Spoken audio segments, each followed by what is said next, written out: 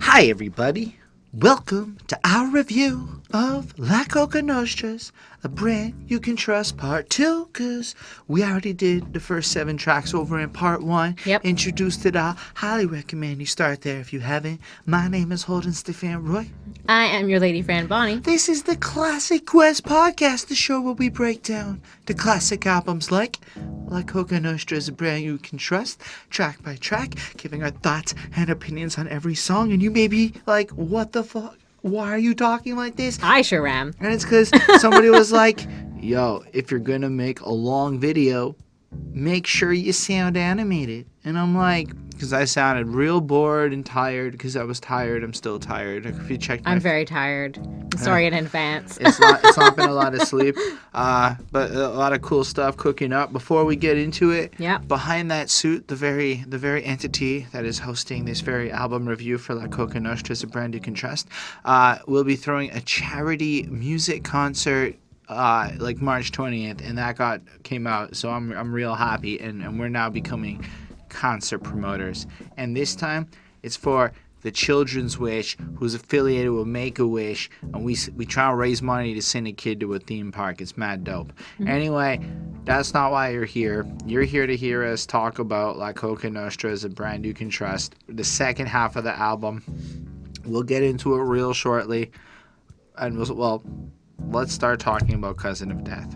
All right, let's do it. This song in particular really feels like it's an Everlast chorus with like the rappers Ill Bill and Slain coming through here and doing it, but it just feels so much like what I remember Everlast sounding like from like the 2000 era, with that bluesy rock mixed with hip hop, like glory fades and glory days, like, you know what I mean? Like, he just like throws himself into it, and I really like it. Like, this is not like a hater comment. Yeah, I really like it, but I talked pretty much the whole time. Bonnie hasn't talked yet, so I think we move the spotlight on over to your lady friend Bonnie, and she can tell us how she feels about the Cousin of Death, which is sleep. Yep. So yeah, I mean, it's interesting. I do like the chorus, exactly like what you were talking about. It works, and it feels like a heavy metal meet rap album, or like, I mean, I guess that's what it is, sort of, but like it kind of comes together in like this kind of pretty interesting way, and it has a pretty distinct sound. So these guys are definitely talking about like the difficulties from like their past fame, it seems, and how things have changed, and just kind of like the things that they've gone through, the feelings that they've had, and it seems, kind of talking about like anger, depression, hate, but they kind of get through all that because they're living their dream essentially, but they're still like having a hard time, and that they pray and hope that things get better, and they talk about their friends that have passed away, kind of that they're missing, and like maybe they got involved in like shady situations, or like got into drugs or whatever, and so or just generally died. That can happen too. So just kind of talking about, the people that they've lost, and but also like the emphasis is on like this tough life that they're living, and that they, that they are like gun wielding people, like they carry guns because it is a tough and scary world, and I'm guessing that that's what the death of the person we were talking about, or the people that have passed, probably was, gun violence. So that's kind of what this is about, a kind of a heavy point that this is making, and that's, an unfortunate and realistic point of view, and that's kind of what they're living and what they've seen and what they know still exists, and, just kind of shining a light on that. And it's kind of a sad song, just because of that. And, just talking about like their friends and people that get killed because of like all this nonsense. And it's just like kind of like a, is it worth it kind of feeling of a song, and just like kind of looking around and being like, this is kind of nuts. But this is our reality. So, it's pretty cool. I gave it a 4.35 on 5. I really like it. Instantly, it carries like this weight to it, where it gets that Mm-hmm. pensive mood, that darkness. Where I guess it is that like bluesy feel to it, but it's heavy. But it feels also like we're gonna get some honesty, some reflectiveness, and I think that's what it ends up being. And I really like the chorus. Like I think it's really like poetic. You know, glory fades and glory days ain't always what they seem. And then it just kind of makes you think, like, you know, especially for a guy like Everlast. I mean, we're talking about literally Mr. House of Pain, Mr. Beefed with Eminem, Yeah. Mr. Black Jesus, and all this other stuff, you know. And I guess in 2009, maybe I'm wrong, but I don't believe his career is in quite the same place as it was back. And like, I wonder what it feels like to be like a real like hardcore hip hop dude like that, and to have one of the world's best wedding songs. Like, you know what I'm saying? Like, I wedding guess. music. Everybody likes how jump around. You put that on at a wedding, it's a good time, and lots of people they Yeah. jump up and down as they jump around. Anyway, give it all I got and make my salad of my dream my broken dreams. I crawl inside, ball up and high, tuck my pain away, and hope to God I can fall into a sleep where I can stay. And I like that because it kind of shows them feeling that pain, looking at the reality of life, and kind of especially for somebody who allegedly can like have it all. And in a way, I can connect with this because maybe I don't have the money and the success that a lot of people have, but I suppose there's like a huge sense of pride where like I can look around and be like, we in the studio inside of our apartment creating this podcast that like a very loose couple of thousand people apparently subscribe to, and Yeah. like it's pretty fucking insanity, right? Like to some people this is the shit, and to me it's like it's kind of crazy. But I mean, it's kind of a broken dream in some of the darker parts, like the credit card debts and the amount of time it's been compromised and sacrificed, and like the is it worth it? And I feel like there's a lot of anxiety and stress that comes with this endeavor, or just all endeavors of life, especially the more creative passions that you pursue, whether it's music, whether it's even just being a blogger. I'm even like fucking making video games and apps. Like, you know, an app is still like creative, right? You still have to think about the experience and all that. And I just feel like to capture all that anxiety and to show the real physical life like consequence with, and hope to God I can fall into a sleep where I can stay. I don't know. I feel like there's that double entendre there of literally being able to sleep through the night, right? Because when you're feeling that kind of fucked up, you're not usually able to. You're going to wake Right. up a whole lot. But simultaneously, you're going to wake up a whole lot because you're going to be wanting to die and shit. So a sleep where I can stay can also be interpreted as death. And so it's to carry the weight of the world and run through it. And I just found myself feeling that shit. Like, wow, you know, not to like imply I want to die or anything, but I certainly have nights where it's hard to stay asleep at night, and because my brain's just racing through that shit. Why? Because, well, there's a lot of bills to settle. Yeah, I really, definitely. And there's a lot of prices to pay. That's fair. A lot of stuff. And if I make it through the night, I can fight another day. Yeah, that's true. Yep. I personally try to use mantras and shit like that to focus, because as long as I can get myself out of bed at whatever time, 6 whatever, and get my hour of reading in, and boom, boom, boom, you know, get through the next day. They say it's better to burn out than it is to fade away. They do say that. And I don't know about that, but it certainly feels like people burn out a lot rather than fading away. Yeah. Or they fade away, or they actually end up burning out and fading away, which is kind of, I think, what really happens. This is going to be a lengthier one. I'm sorry. I'm just, this really hit me, you know? And, you know, repeats the chorus line again. And I suppose success is just hard, and pursuing that life is hard. And then The verses have like a more pensive shit. I really like Slane's. It was a couple years ago I started feeling numb.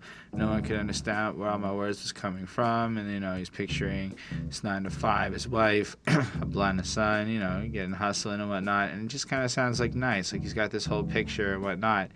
But then I kind of like when he's like lashing out in violence wherever my destiny is hung in the balance. Rum, I'm drinking gallons. Some think that my flows are more poetic than the poems of Edgar Allan Poe, but I know that I'm a challenge though. And the way he says Poe could also be like poor, but it also kind of feels loose, and the pause there and everything. It's just like, it's really nice, man. Like the way that he flows it, the depth of it, the chaotic emotion that's captured here, down to following it up. I know that I'm a challenge though. I can hold an old calico to my dome and let my talents go.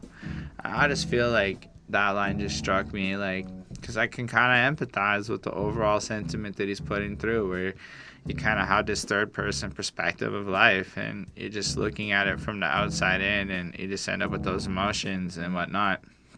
And then I like the connection of how he's kind of come from the more darkest of places into something better right now. Mm-hmm. And it's cool. And then we drop in that hook again from Everlast, which is real nice.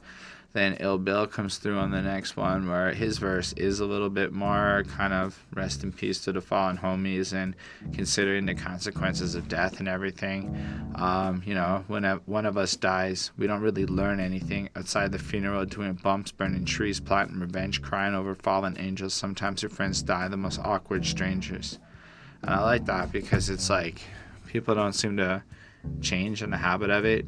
We go to the funerals, we all do our things, we all talk about, and even if you're not a gangster, like they say that people only get together at weddings and funerals, right? And then what happens when you run into these people at the weddings and funerals? We all have the same conversation regardless of socioeconomic or political background. Yo, we should totally link up more. And then you never do, because fuck these people. Clearly I don't fucking like you and you don't fucking like me. We just pretend at this shit. And I don't think that's always the case, but yes, I get what you mean. No, but like if we are people that take actions versus words, you make efforts to see the people you like. Right. Regardless of what you consciously believe. So if you really like these other people, you'd see them. Or you'd reach out. It wouldn't just be at the weddings and at the... Like, we went to a funeral recently, and I was watching these two people who hadn't seen each other in 10 years connect that they hadn't seen each other since the last friend in that group passed away like a decade ago. And it was like, and I just was thinking about that. So when I hear this song, and I guess maybe death is there, but just the idea that, people die. And then when this guy died, you realize that both these people did not currently know the dude who had passed away. They were also kind of... like past friends with him, yeah. They were feeling a way about it because they were realizing that truth is, like, when my grandma passed, I hadn't seen her proper in years. Like, she was an awkward stranger.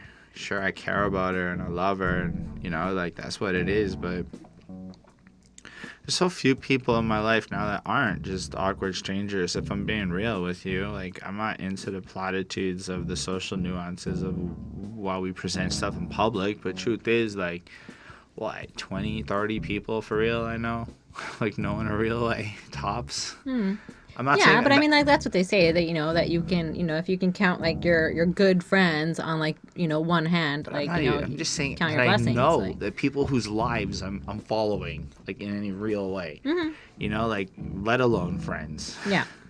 Anyway, I just thought this song was brilliant. The pensive, dark tones and chords chosen in the guitars of the beat, and not do like a guitar and a beat.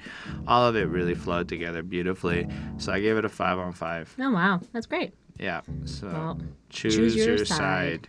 My side's better. Nope. So this is produced by The Alchemist, who I like The Alchemist production and many things I've heard on. And it's not produced by DJ Lethal and shit, from what I can tell. And this is according to Genius, so maybe the production credits are wrong. But I say that because, fuck, I don't like the production on this track. Like, I like the production on virtually everything on this project. But this one comes on, it's...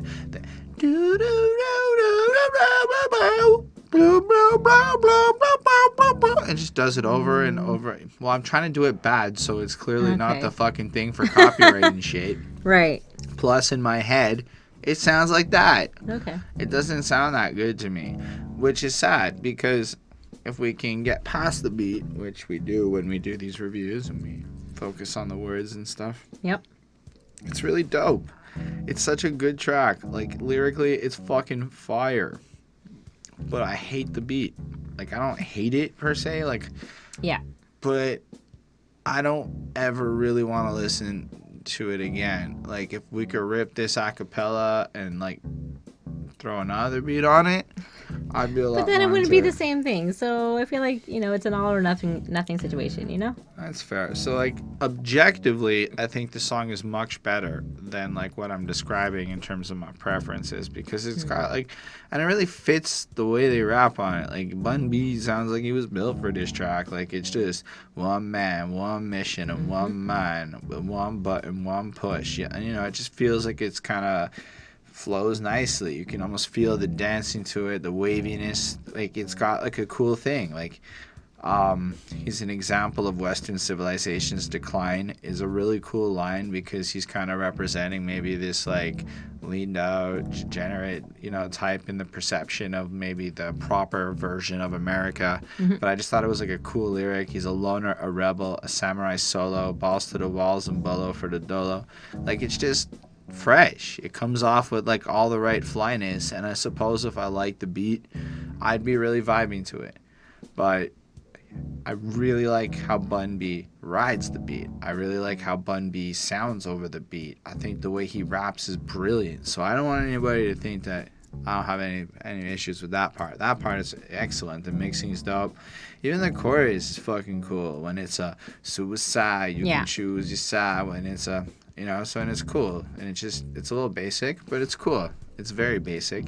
Like, it's basic because, like, it feels like a punk chorus, like, suicide, homicide, genocide, choose your side.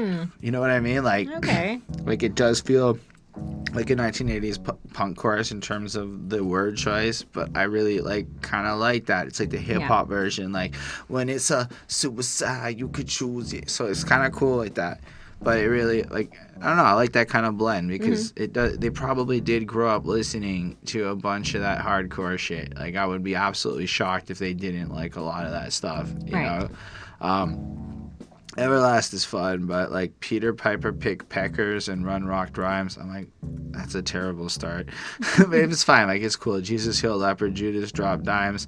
That one I like, though, because dropping dimes is, like, snitching, and that's technically what Judas did. He snitched. Roses split the Red Sea. Muhammad took back Mecca, and Michael battled Lucifer for who collects you. And that's cool, because it's a lot of obscure religious, well, it's kind of a lot of religious references. It's not necessarily obscure. Hitler killed Jews while Schindler freed them. I'm like, oof, bold line. I like him. I don't know where the fuck he's going with this verse, though. He just kind of lists dichotomies of sides throughout the whole thing, and then presents, like, I'm Reverend Mao Zedong, Monk Ho Chi Minh, and I'm like, damn, that's, like, real specific to history. Like, I know what he's talking about. That's, like, kind of in the realms of, like, the Great Leap Forward era of Chinese history, which is significant. Yeah. It shows how informed Everlast is, but it's just, like, or call me Pope John Paul Wall, got a grill for y'all, where he's mixing the Pope and John Paul Wall's name together, because Paul Wall's got grills. Anyway, I like the verse. I just don't know what the fuck he's going on about, to be honest. Then Ill Bill comes through with the third verse. Fuck peace, war is the outcome found to be really right. I teach you how to make a shotgun out of PVC pipe and make a Molotov cocktail, which Bonnie had no idea what it was the other day when I asked That's her. not true. I know exactly what it is. I've known what it is forever. And then we discussed it, and now she knows what a Molotov cocktail is. Not true. Out of equality trait, seemingly I was one nice. that started Molotoving cocktails. Sure. Seemingly nice common household products, because, that turns into a Molotov cocktail.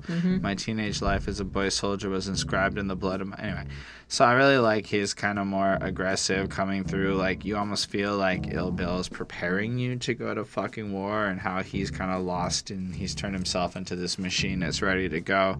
And I really like it. I like how he ends the verse, guided by the Most High, programmed to purify anyone who's approached mine. Suicide, homicide, genocide, we all die.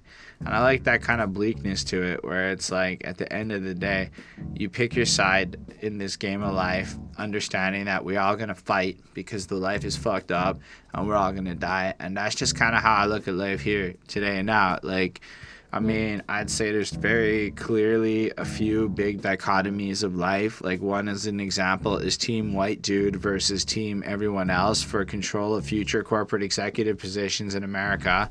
That's a clear dichotomy. You're either going to pick team white dude or you're going to pick everyone else, because there is no other teams here. Or you're going to pick, team conservative nuclear family, or you're going to pick team everybody else. And it just, you can go through life, or team, you can make fun of everyone as much as you want, or team fucking snowflake. I'm not on team snowflake, but I'm also not on team you can make fun of everyone else. I'm personally in between on that one. But like, it feels like, even to that end, I'm picking sides. We all pick sides in all of these issues, or else we should. And anybody that believes that they can go hide in a fucking corner and not picking a side, you're letting the people you think are wrong win, so fuck you.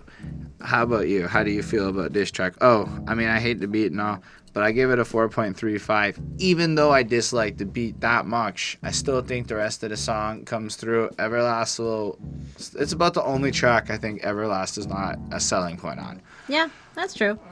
I mean, definitely, like, I found, like, the beat to be, like, funky and, like, very unique.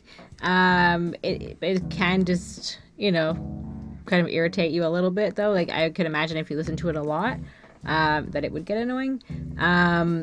I liked B-Bun's. Bun B. What? Bun B. Bun B. Well, yeah. I liked I liked him. He sounded cool. I liked the hook that he did. Like, on any type of death, like, suicide, homicide, or genocide, like, you can pick whether you are going to, basically kill or be killed type situation. And like, even like in a suicide, like, there are people that remain and that have to, like, suffer with, like, the consequences, like, of that person, having killed themselves. So there's always some, there's one side or there's two sides to every story, right? So it's basically just kind of that, and that there's a lot of good and evil, and just, sort of, yin and yang, like the whole thing. So I don't know. It's interesting that there's just like kind of this balance in life, and that you have to pick your side. And like, one way or another, whether or not you say, you say like, oh, this is my choice or whatever, but like, your actions are going to prove it. So I thought that was kind of interesting. Yeah, real shit. Yeah. I mean, they're all pretty good. I liked Ill Bill's verse. They all sound really cool. Basically just like what life is on the bad side, and that's how it is, unfortunately. Like, that's often like the easier choice, or the choice that you kind of get trapped into, or just the realities of that. Again, like, they're pretty like blunt about like the facts of like a hard life. So they're just kind of saying that. So I also gave it a 4.35. I thought it was cool. I really liked the flows and like their rhymes and everything. But like I said, I can definitely see how like the beat can definitely get annoying after a while. So next up on this album, as we go through our journey, hardcore, chemical, something, blip, I would like to give a lot of props to Ill Bill. So many times we listen to rappers who compare themselves to very rich entities in their era, like Donald Trump. Mm-hmm. And then you think about comparing yourself to Donald Trump today, and you're like, like, love him or hate him. It might not be the association you want with your brand when you talk about comparing yourself to being a millionaire like him. So when I heard Ill Bill go, compare me to Amazon.com for dollars, and you're like, huh, #1 company, eh? That's actually a great comparison all this time later. Like, and the fact that he, like, eyeballed it back then and said, nah, this is like, I mean, granted, it's 2009. It's not like you couldn't tell, but like you picked to like everything. But the fact is, a decade later, that line's even fresher today than when he dropped it. And like, I thought that was cool. I thought that was like an insightful lyric to compare yourself to a company that actually aged as well as Amazon ended up being. Amazon is scary fucking big. So to compare Il Bill to Amazon is like comparing him to a titan. It's a great lyric, especially how it aged with it. Anyway, how do you feel about this track? I mean, I definitely like the beat to this one. It's kind of fun to listen to, and like Lethal. like the hardcore chemicals, like you were saying, like it's just kind of has like a really cool flow to it. It definitely like makes your like head nod like the second like you put it on. So I liked. So we've got Danny Boy is on this one, and we haven't really seen him much. So I mean, he's not bad. Just wanted to point that out because I don't mean he's like in it, but I think he's a little bit more like behind the scenes kind of guy. And I don't really know like how to describe this one. I mean, it's interesting. It sounds nice, but it sounds kind of like a hardcore boy pop group. So it kind of gives you like that, like they would be doing like a dance together, like hardcore chemical, dun, dun, dun. Like I could just like wants all the hardcore rappers to shake their butts and do boy band dances though. Apparently, yeah. So like I could just see like, so it's fun in that sense, but like that's kind of like the imagery I get just by listening to this song. So yeah, I give it a 4.2 on 5.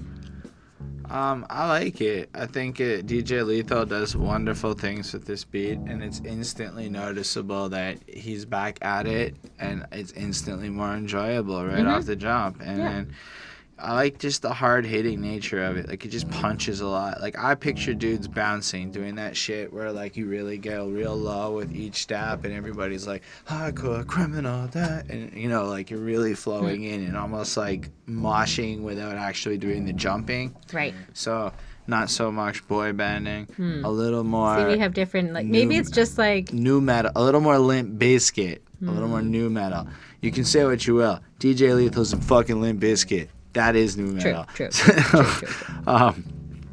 And I just like how it starts on the problem and the solution.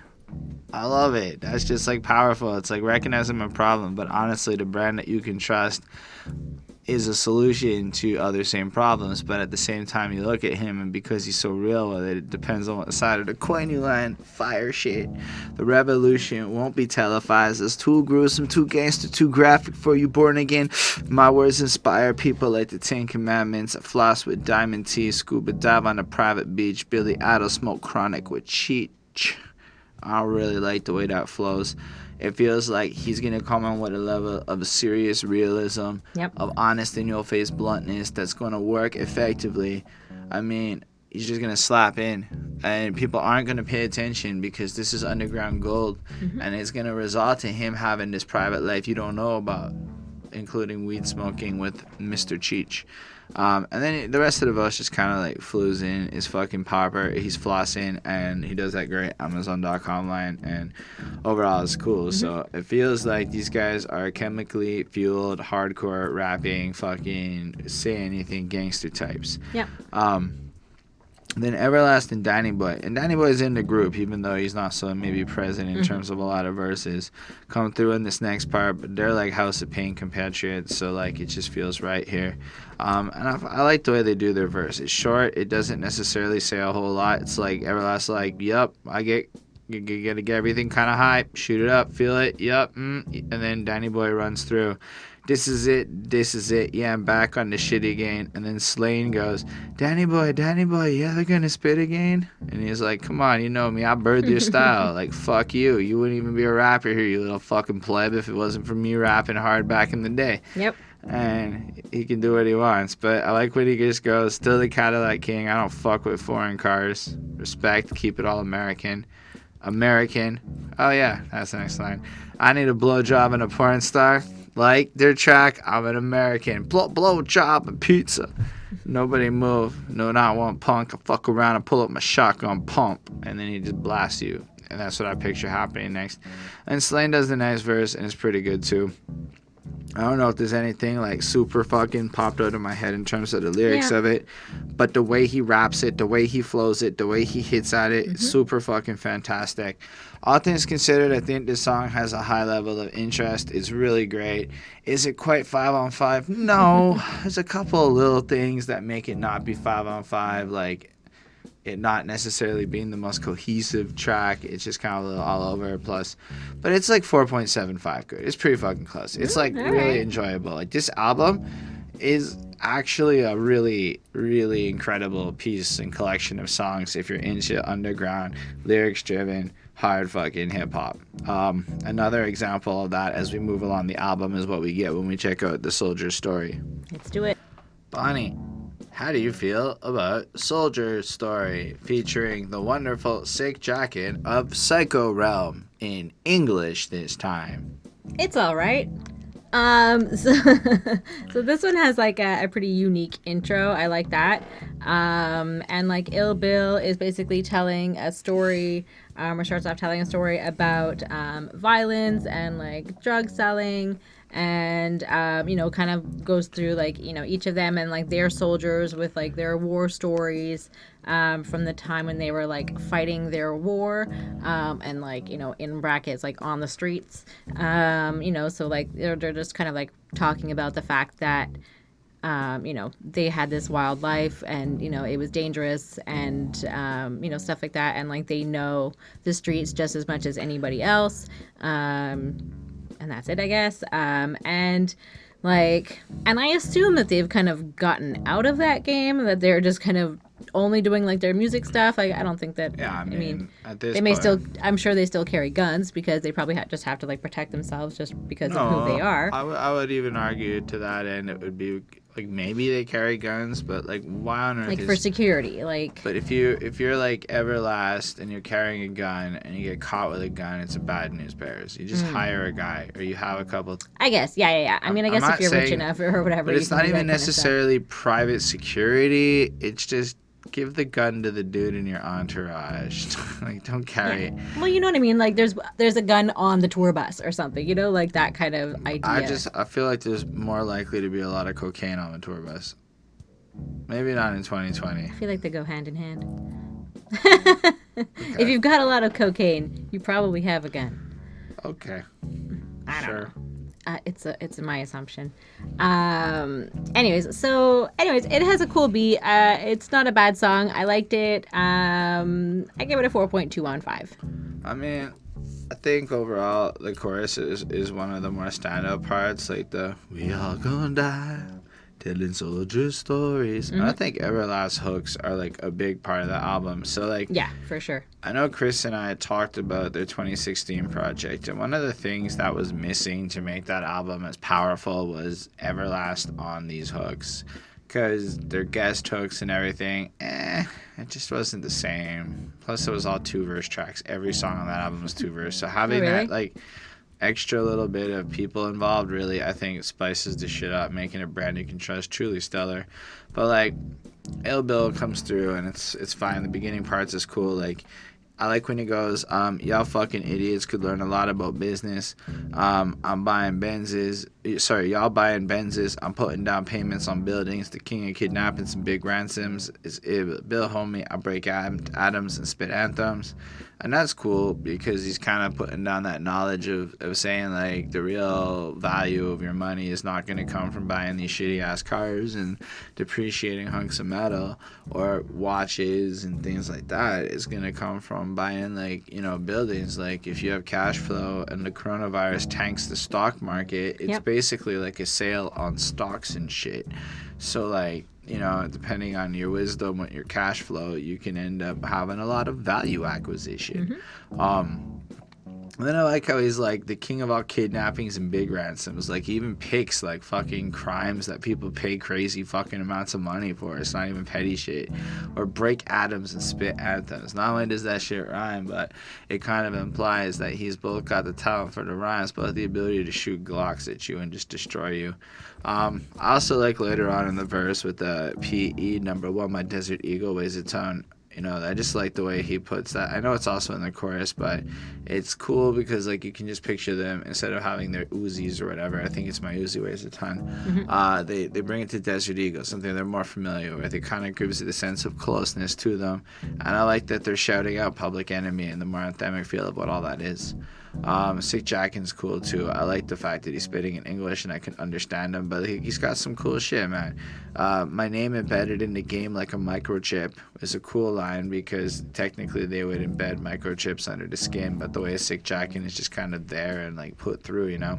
You hear the name and you know that the mic get ripped. I'm like, oh, that's proper. Psycho Realm, LCM, we don't like your shit. I keep my spit raw with street slang, script all unauthorized biographies of sick dogs. My block filled with war stories, so we document the crazy lifestyles of the scarred homies. And you know, so I don't necessarily think it's so much that they in particular happen to maybe doing stuff. I think it's more in the realms of they're surrounded by a series of soldiers and other types of people. But I think they're also saying that they've got their own stories, like that, and their own past, right? Yeah, but when I hear my block filled with the war stories, so we document the crazy lifestyles of the scarred homies, it feels more like Sick Jacken is a bit of a journalist watching what's going on around him and telling you the stories of those incapable of being in the position.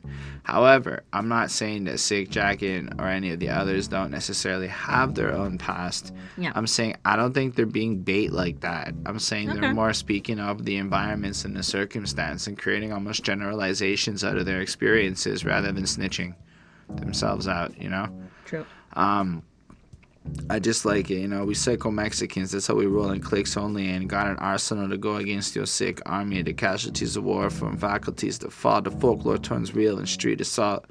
And it just feels like in their world, a lot of the stuff you hear about in the songs and the media and everything is the reals, as opposed to just being, you know, the fantasy that maybe somebody like me can think about. Slane comes through at the last verse, and I think it's pretty proper too. You know, there's not necessarily anything I think is like super extra noteworthy, but I do like just the bluntness. You know, like now it's absolutely evident whenever we speak for me to pick up all the pieces sick assault from a sicker soul, watching girls sliding up down a stripper pole, sniffing blow. The drug game's a sport, it's not pickup ball. You know, I've got a 5-year Mando right next to my dick and balls. And just the idea of the blunt reality, you know, these girls probably are. There's probably a whole bunch of strippers in this grimy environments, blowing blow cocaine provided by guys like that, moving shit around. He's got this 5-year mission to use his courage, his dick and balls, his bravado to do risky behavior to get this much money to escape and have a better life and do all this other shit. Overall, I thought the track just hits hard. The beat is fucking great. And it's another 5 on 5. Everybody fucking kills it on this one. All right, cool. Anyway, are you ready to talk about possibly the best song on the entire album? Let's do it. Gun in Your Mouth. Gun in your mouth. This song is just great. It's a 5 on 5. It is the best song. This is one of my favorite songs. Like, in terms of more of that violent side of hip-hop, that more I want to feel like a gangster type shit, hard-hitting shit. Like when I'm feeling like away, you know, bouncing down the street, I want to be saying some shit like, I'm going to rob a bank and I'm going to bounce down south with a smile on my face and my gun in your mouth, you know, like, stick out the door, man. Y'all know what the fuck I'm about. It just feels like fucking proper. I don't even give a shit how white I look seeing that stuff. They're white too, motherfuckers. Yep. While your whole shit stash fucks under the couch with a smile on my face and my gun in your mouth. It's just an energy to this hook. Like, I know what I said about Everlast hooks, but Ill Bill brings hook of the fucking album on this one. Yeah, for real. good. And the way that beat's like, boom, boom, produced by Ill Bill again. It's not even fucking DJ Lethal on this one. And I'm like, just from the beginning, for the Charlestown bank robbers, this one's for you. Come on. It's just like, it's mosh pit worthy, man. You just picture the crowd, like, just fucking picture it going down like that. Crazy energy on this. And like, I think it was affiliated with the movie The Town featuring Ben Affleck, a movie nobody saw. Well, maybe you saw. I didn't see it. But if you watch the music video, it's just fucking full of footage from the movie. It's totally one of those music videos. But everything about this song is just wonderful. Like, Slane just kills it on the flow in the beginning. I mean, I just, like, love it. Like, it's just hard. Like, let's smoke a bundle of embalming fluid. Like, of all the things you're going to do to go nuts, right? Like, people might do some PCPs or whatever. He's just like, let's go get some embalming fluid. Get right fucked up. Isn't it formaldehyde? Yeah, but... Oh, it is PCP. That is PCP. Okay, I'm completely wrong. Or whatever, silly. But still, let's just do some fucking PCP. Stick up an armored car. Climb into it. Maybe just give me a fucking 8-ball of coke, fucking gun, you know. And then the way he raps it just fucking is tight. You know, I'll put the fucking driver in a trauma, you in the door. I know some wannabe sloppy with keys with coke and the cash, probably trees. Will get him drunk, passed out and copy his keys, open up his door, rope in his hole, and then breeze. And just the way he like spits that, like he's like, yo, I know some poser little dealers there, and then they're not gonna kill him or anything. They're gonna get him drunk. Have a good time like he's one of the boys. Oh, yeah. Literally steal his keys and go copy it. So it's details like that where you're like, no shit, eh? But it's also like a subtle warning to everybody being like, just think, real gangsters think of shit like this, so be fucking smart with your keys. Yeah, I guess. Like, I never thought about anybody copying my keys like that before until, you know, Slane comes through at this level. But then all of a sudden he flips it with this beautiful, like, because we haven't heard him sing much, so like, I know the time for a robbery is very long, but it really doesn't bother me. And it's just such a beautiful little hook of a line. Like, I could go do 10 years. Okay. And then he justifies it. I need to get rich, bitch, because I'm drug sick. I got a mask, gloves, gun, and a thug click. Fuck a pig cop or a mug flick. We get a week away clean. We'll never be seen. And this is the American dream. So we fight for it, kill for it, whatever it means. And it's pointing out that the American dream is to get rich or die trying. Ultimately, 50 Cent put it best. Give me liberty or give me death. Get rich or die trying. Same shit. And I just like the fact that at the end of the day, he's just blunt. I need coke. I need my drugs. I'm gonna fucking do whatever. We got the whole squad. We ready to run up in here and rob armored trucks and shit. And we'll do it by, you know, putting your fucking gun in your mouth and shit. And then I feel like Everlast just does it the same, man. Like, he just kills it. I know Bonnie is barely gonna talk on this one. I've loved this song for so fucking long. Bonnie's had to listen to me fucking sing this shit multiple times. She knows it. Yeah. Every time it's come on, I'm just like jumping around. I'm fucking bopping out. Like, this is very high on my list of songs I absolutely fucking love. You know, but Everlast is cool, man. He's got like a slower, calmer pace. I really like when he's like, kick in the door, baby, in the 4-4, run the cushion, the cash, get your ass on the floor, tie his hands around his back with extension cords. He was slipping backstage at the Source Awards, and he's just got like this singy element to it, as he's got like, I don't know who he's taking shots at there, who was slipping backstage, but just in general, like, he's tying up, like, let's tie up this dude, and just does it in a way where it sounds way nicer than, like, the actions that are being described. And then he does the letters thing, which is kind of lame to me. So he calls DMS, which is a squad. You can call EMS, which is like the fucking ambulance people, FTNY and YPD. I'm like, that was the corniest shit, but I'll accept you, dad joke, motherfucker. We get high committing strong arm robberies, and I just kind of liked it. I like the bluntness of, when the gun's in your face, you're gonna open the safe unless you really want to know how a bullet will taste. And I think that's a harsh line, because that's what the essence of what I think Everlast brings to this album. His brevity is fucking spot on. Yep. You can talk all the shit you want about how hard you are, but at the end of the day, if the gun is in your mouth, you're gonna either open the safe or find out how the bullet tastes, because he's going to rob a bank and then bounce down south with a smile on his face. And then Ill Bill just kills it. Like, he just fucking kills this fucking verse. Like, if you didn't think the song was already good, it just gets better, man. Like, he pulls hammers like double aces. His Desert Eagles in your fucking faces. His Billy Crystal the fucking greatest. I just the arrogance in his voice, the fucking slam it. Like, Ill Bill, more so than the other two, sounds like he's about to rob a bank and bounce down south with a smile on his face and a gun in his mouth. He's got the master plan. But he's a really cool guy. Run up on you shooting nines. A fucking idiot. Ain't afraid to do time. Addicted to money. I ain't afraid to do crime. Addicted to pussy. X-rated with 2 dimes. The way he just raps that has this fucking thing. Basically saying, I'm so fucking psycho. I don't give a shit. I'll fucking rob. I'll do what I gotta do. And on top of that, I got 2 gorgeous women down to do porno shit with me because I'm that fucking fly. And then he falls asleep at night clutching a biscuit, which is his gun, but also the accompaniment of what would be part of a bucket of chicken in the next line, but really he's hiding a kilo in a bucket of chicken using a biscuit. So it's a good meal is the double entendre, but he's really talking about guns and coke. It's so fucking good, man. I'll just jump ahead to the end. Or We the Real Thing, we bring Scorsese to reality. And we just watched The Irishman, right? It's just amazing. I turn horrifying behavior into salaries. That means literally all this mob shit, whatever. He's like, yeah, that all happens, but I make money on it. I'll jump out a helicopter and pop you, run up on you while you're in the Burger King eating a Whopper. I'm a robber bacon of a bastards.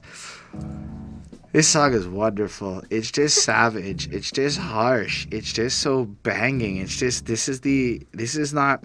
So this one I don't feel is so suburban white girl and the mom, but this is for the dudes. This is for this is for the guys that are on bicycles wanting to bounce around, hipster dudes with fucking beards and long hair to feel hard, like we would ever fucking put a gun in your mouth. Never. But it's fucking great. This track's so amazing. I love it so much. If nothing else, listen to Gun in Your Mouth. It's that good. Yeah. I mean, you pretty much ran through the entire song, which is totally fine. I do like the fact that they all kind of seem to get like a chance to like produce a song. So I think that's kind of like fun that they all kind of like switch roles sometimes. Of course, I absolutely love Ill Bill on this song and like his hook or the chorus or whatever, and it's just like so good. And it's definitely like what I think of as like a tough guy song. Like this is something that a guy would put on if he wants to feel like a badass, but he's probably like such a sweetheart. So exactly like what you were saying.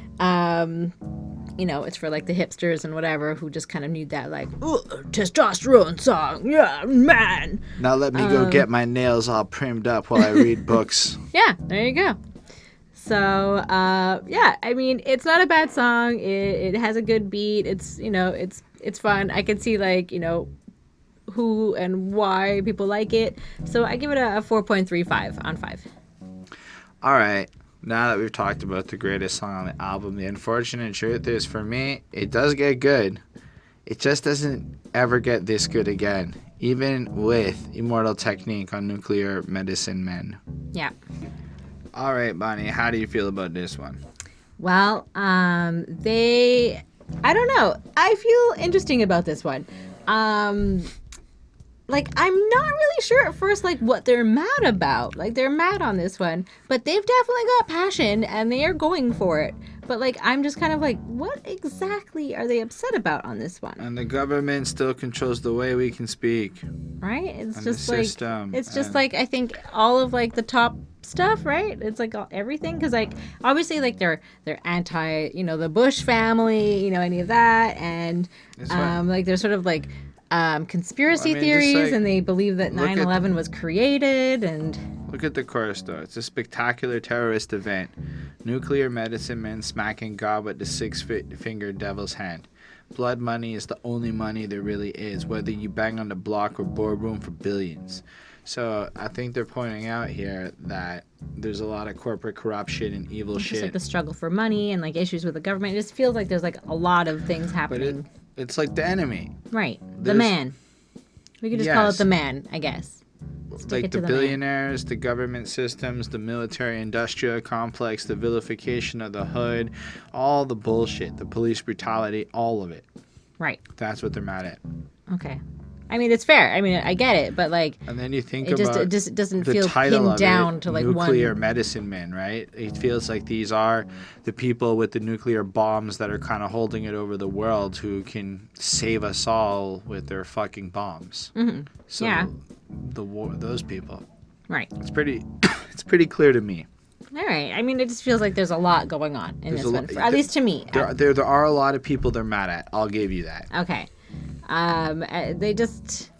They basically just feel like everything is and was like manipulated, and it's all based on like evil doings and like bad crooked people in the background controlling a lot of these things. Because it is like that. I mean, there's got to be one good person doing something, unless maybe just all of humanity is bad. Everything about Most that, I of don't know, human really. history is pretty It's just- corrupt. yeah, Like it's crazy pretty bad. world. It's pretty fucking bad when you look into it. There are good people. Oh yeah. And there are like dope ones, but they're usually more the ill bills. And the more you read and the more you figure out and like discover about like these crazy things that happen in history that like nobody knows about, like it's pretty cool. Like just pick up like, you know, some random book from like the medieval ages and like read that. They're gonna talk about some crazy stuff for sure. Everybody's getting raped in the Middle Ages. Good times, right? No. But yeah, so they're just talking about like political situations and the way society is and the way society was when they wrote this, particularly because they're kind of like pointing out like specific things a little bit, and like how like the government brainwashes kids and like supports like makes them support the things that they want or like the companies that they want and like look at the Pledge of Allegiance. It's brainwashing kids. But okay, what in Canada is brainwashing kids other than the fact that like what we were told in like grade 3 to like drink milk or something? Which is also, yes, I'm well aware. I know how all of that connects. Here's an example. The Quebec history book of 2018 that got rewritten that all the high school kids are supposed to learn about. That effectively erases all like, it's contributions. Very pointed history. It erases almost. There's no mention of women doing anything in Quebec. So if you were to read this book in Quebec history, women don't exist. They exist to breed, procreate, and be your fucking housewife. That's how history paints it, right? So if you were trying, Jean Mas, she was like. That's why there's like that street named after her. I just cycled past that street today. See, there you go. She was like the first nurse, I believe. That's great. So we get the first nurse, and then 99% of the other shit's named after Quebecer dudes. But like the fact is, virtually all of this Quebec history is written in a way where if you're a white Catholic male, you contributed to Quebec history, and if you were not a white Catholic male, you don't exist. The native and indigenous people are painted as generous neighbors that were just so helpful and willing to give up their land to the lovely Quebec white folk. I mean, it's not quite like that, but I mean, they definitely skim over a lot of the bad parts. Skim over it? Like, honestly, the book's full of shit. So it paints history. But then when all these kids are learning about these kinds of situations, it makes it look like when Mr. Justin Trudeau wants to put a pipeline through native lands, why would anyone care? The history didn't tell you that Canada fucked over the natives the way Americans did, and that Canada fucked them over worse than the Americans did in some situations, because you guys can look up residential schools and see what shit went down in Holden's lifetime, so it's not that history. I'm only 32, so that's pretty fucking recent, to a point where Trudeau apologizes a couple of years ago for that shit. And then does what? You know, he wore this headdress when it was cool to be Prime Minister Trudeau with the nice ass. A couple of years later, well, he also did blackface and like that all was that when he kind was of stuff. youth. He's But not so great with races. No, but like what I'm saying is the headdress thing was like when he got into power and I'm gonna be great to the natives and everything, and he's basically ordering the Canadian military, whether or not he's done it yet, or the RCMP, to fucking take out the native protesters who are blocking Canada Rail, because it's more important that the train runs than and that the economy functions and da-da-da-da-da. But at the end result, whether or not you agree with the situation, this decision made by Canada, I just think that their reconciliation is kind of kaput at this point. But like the decision is we're going to take more land from the natives because it's more convenient and better for capitalism. And now, cheaper for them. The reason we're going on this tangent to bring it back is how do they influence and brainwash people? They write history in a way where the natives are an insignificant fucking byproduct of whatever. They were nice people who gave us the land. Fuck these assholes getting mad at us today. And that kind of soft influence is very powerful and absolutely breeds the level of racism and bigotry you see in modern day 2020 Quebec, because we are fucking terrible. Like, people who are not Quebecers should be Googling how racist Quebec is if you really want to rally about how fucking racist. We're like Alabama racist, I'm just throwing it out there.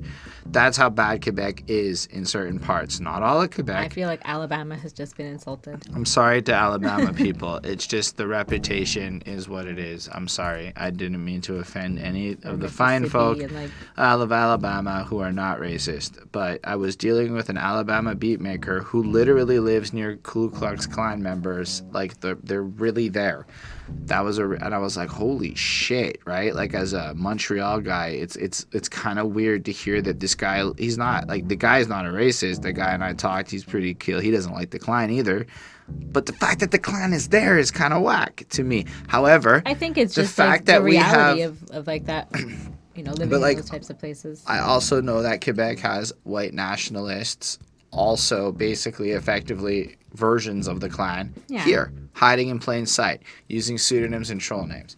Anyway, all that to say, the influence comes from diminishing history and marketing campaigns from the government and teaching us that milk and Cheerios is fucking healthy for you. Yeah. Because cereal is not healthy. It's not part of a balanced whole breakfast after all. It's just a bunch of sugar. It's fine. It's not fine. It's still a bunch of bullshit.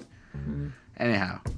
Yeah, anyways, so it's good. They clearly have an opinion about their current society and like how things are run and like the control that the government has and just kind of like all of that.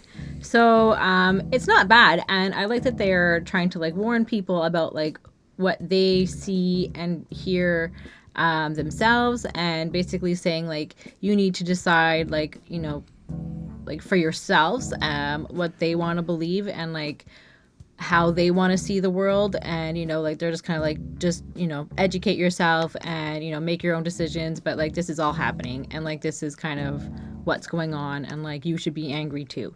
So they're just trying to like rally people together. So I give it a 4.4 on 5. That's fair. I like the tone of the lyrics, right? Like, there's a war going on that no one is safe from. You can never run, hide, or escape from. I agree with this shit. In my personal life, I tell people shit that literally sounds like this. You can ask Bonnie. Am I not debatably a paranoid fucker who believes that there is a level of influence from the top trying to brainwash motherfuckers? Why? Because nobody reads. Like, here's an example. I believe that motherfuckers is trying to convince millennials to buy condos under the premise that they're like houses so that they can have smaller and smaller apartments so they can use virtual reality to spy on you at work and effectively convince you that everything's okay. And then you never own land and you never gain wealth and equity, and the 1% hoards even more, and you become fucked thinking you all cool, and in 20 years you realize that the amount of money you spend in taxes, condo fees, and all sorts of other bullshits mixed with inflation shows that you actually don't make money and equity at the same rate that you truly believed, and then basically you made bad investments. But you have VR, so at least your closet-sized condo is fucking okay, and you can watch the porn with your sex robots. Hashtag the future. Okay. If you don't think that's where shit's going, there's going to be a bunch of desperate people fucking sex robots in their tiny condos with virtual reality headsets. I don't know what you're preparing for.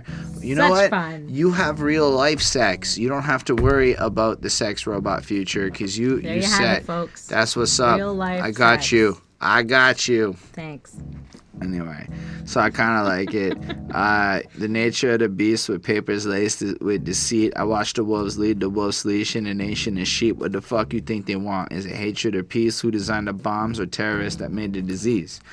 So in a way, I agree with them, man. These people create dissent. Like, these people create problems. Like, how the fuck is it that the police forces of so many cities are militarized and trained to a point? Like, John Oliver did an episode on the militarization of police where it shows how effectively one police program that was backed up by the government and spread across the entirety of the country like wildfire that basically kind of, maybe played with the results of the success of their thing.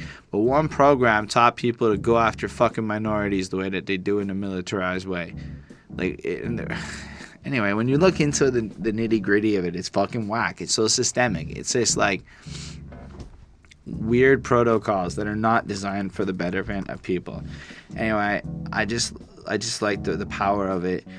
I also don't like the sound of this beat quite as much. Like Q Unique does a great job on the rapping side. On the production side, it's not that it doesn't sound good, it's just not my cup of tea exactly. Everlast comes through, Slane does the verse, and then Ill Bill does the chorus, and it's good in terms of the lyrics, but it just feels like a strange, like, it's a spectacular terrorist event, nuclear medicine man smacking God with his six-figure devil hand, blood money's the only money to really... I just feel like it's got this weird, jarring energy to it that doesn't hit me the way I think he was going for. Okay. And not like Gun in Your Mouth, where Ill Bill hit me so fucking hard I liked it. Everlast comes on the next verse. He's pretty cool. It's such a hard grind trying to stay divine. The problem with the devil is the bitch is so damn fine. And I love that because most people try to paint the devil like he's some evil red horn fucker that's gonna fuck you up and stuff. But technically the devil's supposed to be the finest temptress you ever done seen, meaning that the devil's not gonna be unattractive. The devil's gonna put in your face the finest shit that's gonna make you think all the worst things in the whole fucking world, because that's what the devil do. The devil's not there to be anything else. So anyway, spare me your problems but handling mine. Love it. Like, fuck out of here with your bullshit. Everybody in the world is trying to crave your attention, crave my attention, crave my empathy, crave my sympathy. There are people I choose to give it to, but motherfuckers, I am coping, you know? I am an addict of fucking production and workaholic, yo. I don't have time and energy like I used to. I'm also in my 30s, yo. You know what happens in your 30s? You pee more often, and it's fucking awful. There's pee sprays in directions, okay? Nobody prep me for this shit. I'm just trying to deal with it. You're a lady. I don't know. Yeah. You don't see it, but it used to be like this perfect, smooth stream. And now it's got a spray going on. So all you guys in your 20s, just know Maybe it. you need like CLR or something. I've been checking with every guy I know in their 30s. It's all of us. Every guy. All right. Okay. You think you think I'm coming at this without having this conversation a lot? I started asking, I'm like, yo, is your peeing habit, is it changing? And then it turns out, yeah, this is a fucking thing that people go through. Steve Harvey made a stand-up comic thing about it back in the day, and it got me thinking, and anyway. So whatever works. That works. Or doesn't. And perhaps drinking whiskey makes you pee more, but smoking kush happens. He doesn't eat swine. That's fair. I like swine. I travel through time, shifting forms. I wear a crown of thorns. I just love the imagery of Everlast words. Sometimes it's a little out there, but he's pretty cool. Anyway, I like his verse. Immortal technique sounds great, but like at the same time, I feel like his verse feels weird on this song. Yeah. So it's not that it's bad. It just doesn't sound like. And I like Immortal technique. Don't get me wrong. Like I like his Volume 3 Revolutionary album a lot. I bought that physical. We have it in the room type shit. Not in this room, but a different room. But this verse is okay. It's not great. It's just okay. Yeah, this is the beginning of a theocratic civil war, carving out the country's stomach to eat the liver raw. Beautiful poetry. The world is changing, atmosphere rearranging, religion corrupted the image that we made it. Again, all beautiful. His delivery is kind of flat, unenthused, and does not pack the passion of the words that he's saying, in my little opinion. Okay. Granted, who the fuck am I to criticize Immortal technique? He is quite everything that is dope in the eyes of many of the independent fans. However, I think his verse is the weakest on this song. Just throwing it out there. Like, I was excited to see Immortal Technique, but I feel like he rode on his laurels and the power of his name through this one, as opposed to, because I heard this guy drop verses that are making me go, ah, like, marry a Muslim girl, fuck her 5 times a day, eat right each time before she showers and prays, like, oh. And then you hear this shit, and it's like, okay, revolution will make Fallujah look like a street fight. No blood for oil is what you scream at the slaughter. How about blood for air and blood for water? It's sort of, like it's not that hard. It's just okay. He's rapping well, fine. Yep. Moving along. Q Unique, yo. The newscaster cast disaster for television ratings. I'm like, we back. Q Unique springing it. So basically everybody, I think, brought it except for Immortal Technique, who brought this weird verse that does not necessarily... He just made it kind of vague. It just sounded superficial. Like a passport to visit. Say in the government officials twisting the quill and spit venom, brainwashing their children to get oil and just net them. Facts. As what goes down. I mean, here's an example. Plastic comes from oil. Everybody knows hemp can effectively replace plastic, but then you'd have to not have marijuana be a class 1 drug, and the government has to admit it's wrong. But the truth of the matter is hemp can effectively replace plastic. In World War II, there was a hemp campaign to promote all of this shit. Okay, because there wasn't enough oil, so they effectively planted weed all over the states. Children would go around planting marijuana crops all over the states. This is the ditch weed that you may have heard of, that is just around certain states where you'll find shitty, low potency weed plants growing out in the public. Real ditch weed comes from these campaigns. But when it was convenient for the government, they stopped all of their criminalization of weed for the sake of growing these plants all over to create hemp for the war effort. The war effort ends. Big oil gets back into its shit, and then, oh, look at that. Fuck you. Plastic is here to stay, and hemp doesn't exist today. And hemp would give us clothing. Hemp would give us plastics. Basically, marijuana provides a fucking magical plant with all sorts of a plethora of properties above and beyond the amazing psychoactive things that maybe most of these podcasts may be the result of. Maybe. Without saying a lot. But like right now, it's possible. It's likely. Still, the truth is, big oil just brainwashes motherfuckers into a lot of shit. Like they'll create documentaries, or like, check it. There's like PragerU, or because you asked about influence. Have you seen PragerU videos? I don't think so. I watched a 10-minute video from PragerU on Roe versus Wade, the abortion thing, and it had me going, "Fuck this law." For a second when I was done. It was so well crafted. Like, even Roe, the lady who the law is named after, hated the law and fought against it for the rest of her life because of the babies that were killed in her name. This law was made by a bunch of men. Men made this. And I'm like, yo, the abortion law's bad. Overturn it. Get rid of it. Like, you don't even think about what you're saying. But, like, there's so much that's going on now. It's all over social media, and this was on Facebook, just in my fucking face. It's not like I signed up for PragerU, but they're like right-wing YouTube awfulness. It's backed by a guy that's like a billionaire that pushes. He's basically, it's an entire thing backed by a guy who is the target of this track inherently. Oh, okay. So there actually is a kind of conglomerate of rich white billionaires from different industries collectively working together to brainwash the masses into consuming products, not being informed, and effectively everything. So anyway, that it's pretty cool. I like it. Get the mandatory beef barcode stamped across your wrist. That's a cool idea, because there is this idea that inevitably we'll all be tracked and monitored, and maybe, going on, and they'll get all your biometric data and shit, and why wouldn't we, right? We'll just voluntarily give it all up because we want to know what our resting heart rate is, and because you can't lie to the Fitbit so you lose fucking weight. I can tell you one thing. I had my lowest weight again today, and I even ate half a pizza right before bed yesterday. Woke up, lost weight. Fitbit life, yo. Checks your calories burned. Somebody made fun of me for getting a Fitbit. Like, just go to the fucking gym. So if you happen to watch that video, you person, I have lost so much fucking weight because of my Fitbit. Fuck you. Get a Fitbit. Obviously, if I want, he's like, you instead of making an hour and a half long video, go to the gym. I'm like, there's 168 hours in a week. I can go to the gym and make hour and a half long videos. Anyway, I like this track. But in like concept and lyrics, I don't like it in sound. It's lyrically hype. The beats, 4.35. Well, that's Coke. Yeah.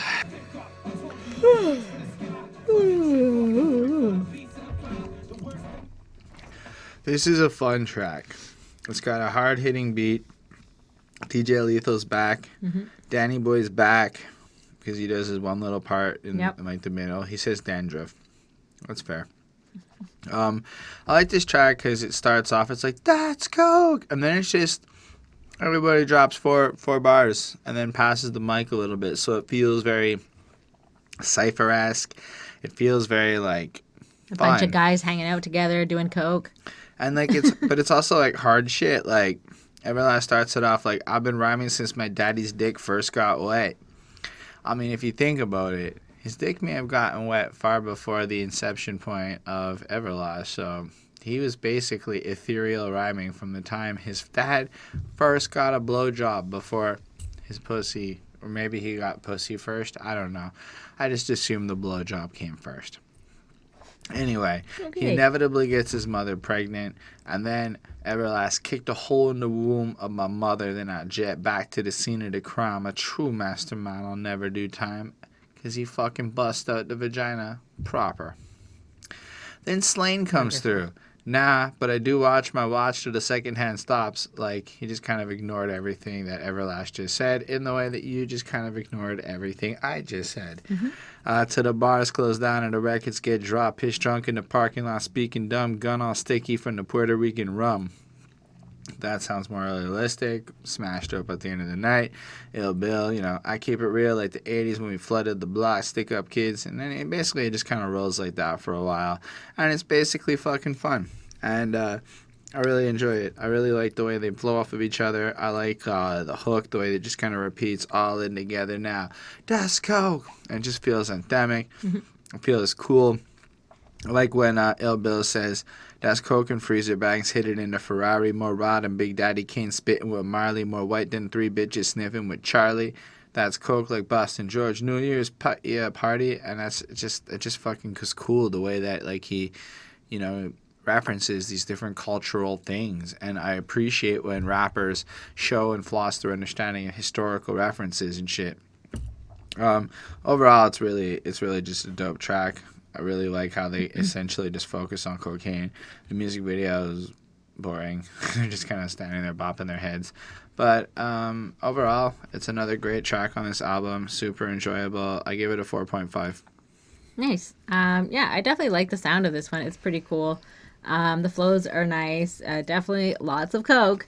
And they do make reference to guns. So, somebody's holding.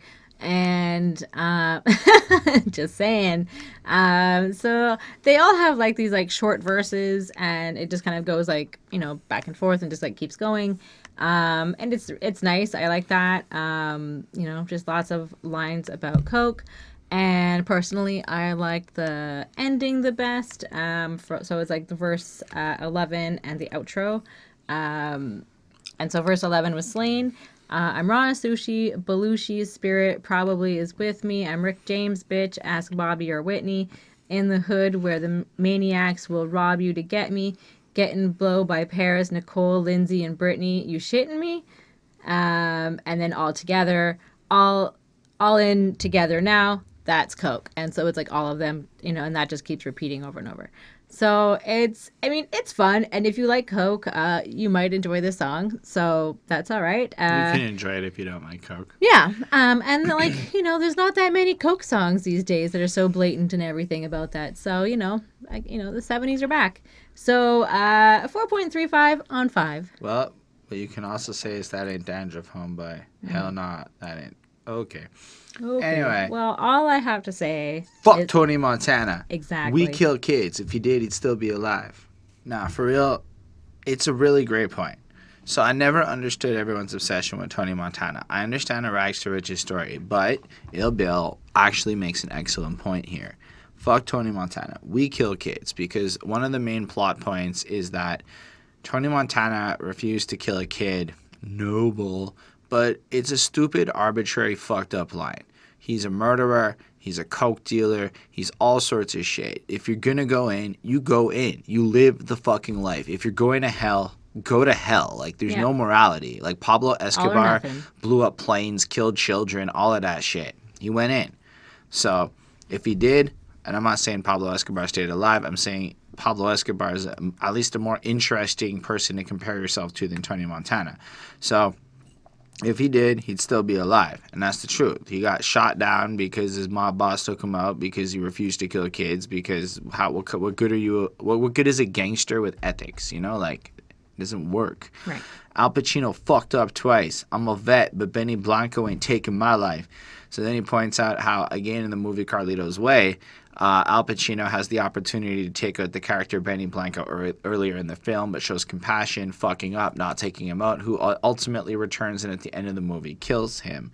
Therefore, Al Pacino plays two separate gangsters that effectively fucked up as gangsters, costing them their lives. So he's saying, why the fuck do I want to be him? You know, like, and when you put it like that, he's kind of got a better point than Al Pacino being than Tony Montana being this, like, rags to riches story. Like, I've always kind of felt that way too. Like, you know, not necessarily the guy I look the most up to in terms of shit. But to be fair, maybe I'm not supposed to.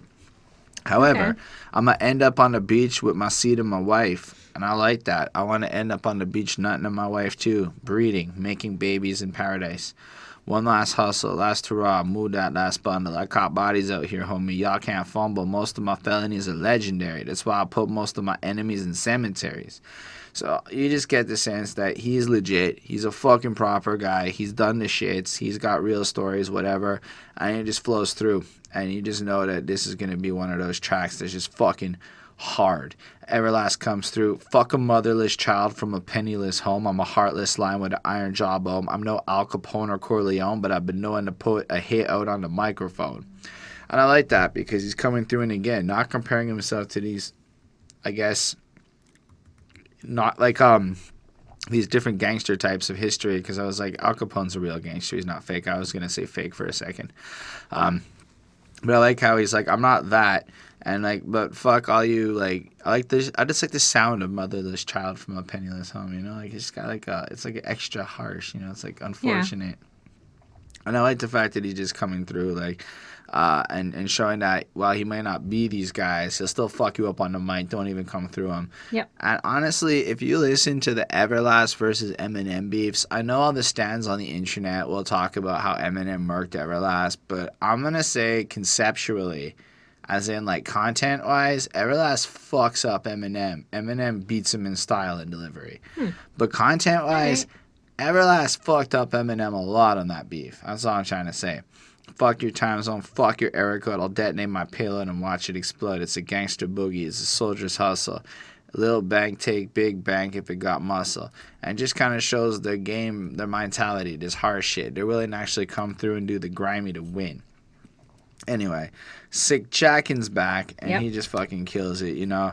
I'm from the double S till I drop. I wreck the bubble vest with my Glock. My troubles stem from all the death on my block. The meth and the rock got zombie army set to pop. Jail cells or funeral plots. They're stressed in a box. Six-side harmonies like Jews and Arabs and bombing sprees. My hood's in the Gaza Strip. The raw shit's a part of me. Political commentary mixed into describing the dark nature of his hood, pointing in how the drugs fucked it up. It's just perfect. It's just what you need. It flows on through, keeps it proper. However, you are not everlasting. Get slain by Ill Bill. Get it? Everlast, slain, Ill Bill.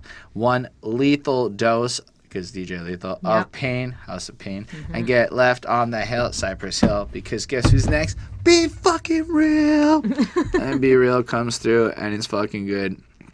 So many ways to hustle, man. I got them all locked. If you think about touching mine, the hammer's on cock on my mind, on my money, and my money on my mind. We never stop to hustle, get the paper and fly. It's just nice, man. His verse is okay. He doesn't have as much potency and whatever, but Be Real can just say shit and it sounds good. And he's got that voice that he just says shit with a swagger and it sounds good and I really like it. Rest of 5'9" doesn't like the word swagger. I shouldn't say that if I meet him. I'm going to say swagger around him and see what he thinks. I'm just curious. Okay. What would he think if I said swagger? Would he be mad at me? Would he feel like I'm less intelligent? That would be silly. Anyway, Slang comes through and he does his verse. It's hard hitting. It's cool. I think my favorite part of it is when he goes, blue-eyed devil spitting semen on your culture. Who am I to revel? What I'm being is a vulture. And I'm like, wow. He just like self-aware, just be like, yeah, I'm kind of a white-ass devil, and now that I know what a devil means in the context of, like, you know, a Nation of Islam and shit, is a white dude. So he's a devil spitting on your culture. There's a debate to be made of this is vulturing. I would argue these guys adhere and contribute to hip-hop culture, and they're not vultures, but I could see how for the crowd that just goes, white dudes are guests in hip-hop, which they are, fair enough. But the crew that feels the need to point it out to everyone might not appreciate white dudes who are good, killing it in hip-hop the way I feel like these guys do. Right. Or flow so dope, I do coke to focus, the angel with the dust so the smokers smoke it. And it's just like, I do hard drugs to get my shit on. Boom. And I just like it. I like it a lot. This track's a 5. It's a fucking banger. It's real good. Yeah. So, I mean, yeah, just talking about, like, Tony Montana from Scarface and just sort of, like, more tough and, like, drug doing and, like, blacking out and just kind of, like, that sort of, like, side of life. And that Everlast will destroy you with his rhymes, and that they will destroy you no matter what you do, or no matter what they do. Like, you're gonna get destroyed. And exactly like what you were saying, like that, kind of that they are self-aware that, they're white guys and they are now part of this culture, and but also kind of like deal with it. Like they're here, and exactly kind of like what you were saying. So they're contributing, they're putting in, something new, but using it. So I don't know. I think it's fine. I like this one. It didn't blow me like out of the water. I gave it a 4 on 5. Fair enough. I guess that brings us to the end of the album review.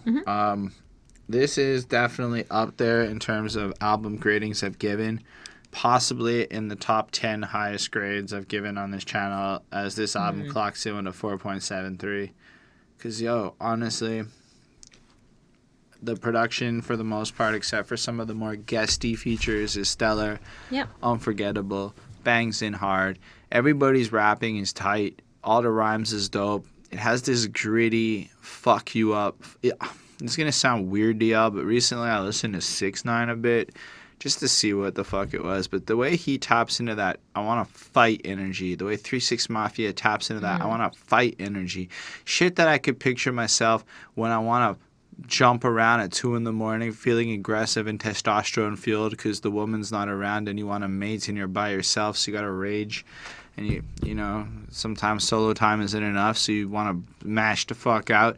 I feel like that raw man shit. That's what this album taps into. Some of that raw man shit. Yeah, I can see that. And as a man, it just appeals to my raw man. Gotta fight reptilian brain shit. I'm gonna fucking do drugs and smash shit and whatever and be violent. Yeah, but it does it so well.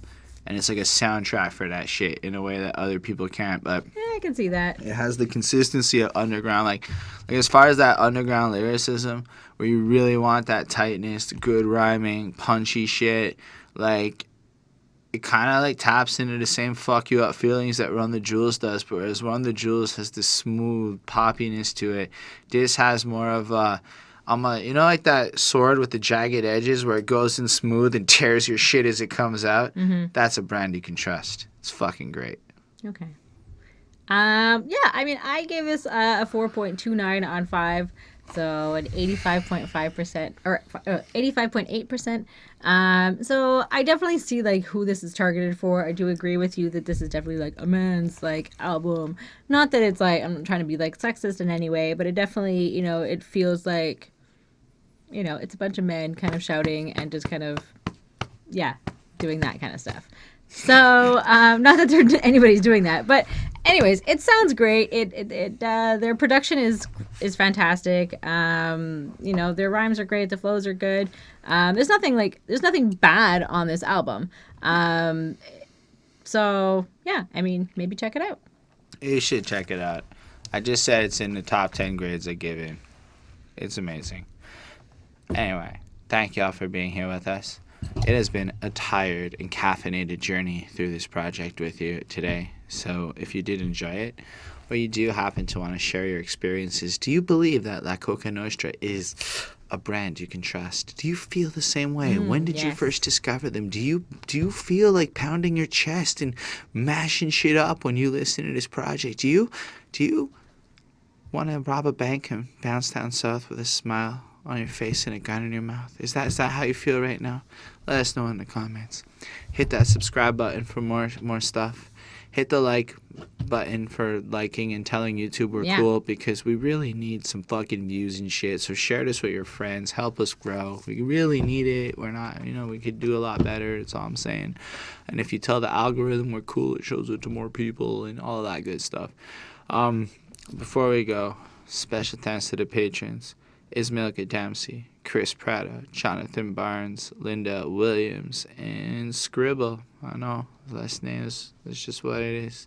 If you want to support us and help us get more names and get it to a place where we can do the fucking expensive redesign, I have vision for this set so it looks nicer. It's going to cost a lot. If you want to help us get there, you can donate there, and then we'll do reviews on your request. Like, this is from Scribble. Like laying on the table. Like, I'm just like in this vibe. Like, Scribble requested this review. We gave it to Scribble. You could be like Scribble. I mean, I see some of y'all requesting album reviews. If you want us to do it like real quick, it's just the way you can do it. Anyway, I'd just appreciate it a lot. It would be mad dope of you. I also make music myself. We're throwing a charity show if you're in Montreal, March 20th, over at L'Hemisphere Gauche. I'll be performing shit there. That's right. If you're promoting the show, you can headline the show. Look at that.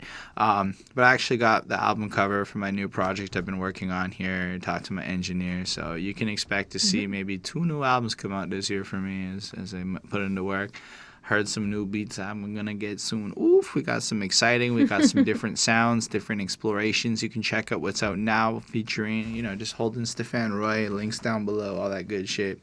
Anyway, Bonnie's like, can we get this fucking wrapped up? I hear you. I hear you. Live long and prosper, everyone. Bye, guys. Energy went down the second, and I'm like, wake it up, like.